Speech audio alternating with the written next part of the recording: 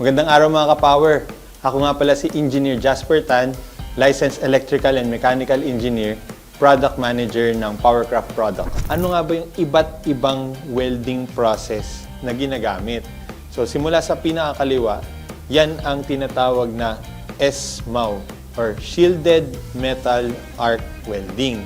Yan yung gumagamit ng stick electrode bilang kanyang filler material. At ito na rin yung ginagawa nilang arc starter. Okay? Sumunod naman, tinatawag na GTAW or Gas Tungsten Arc Welding. More commonly known as TIG welding or Tungsten Inert Gas Welding.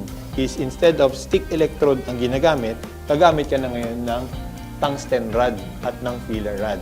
Ito naman ang tinatawag na GMAW or Gas Metal Arc Welding, more commonly known as MIG welding. Ngayon, ang MIG welding is a semi-automatic welding process na kung saan instead of stick electrode naman, gumagamit ka ng wire, welding wire. At yan ang tatlong basic electric welding process. Subaybayan nyo, pag-uusapan natin yan ng mas detalyado sa susunod na mga videos.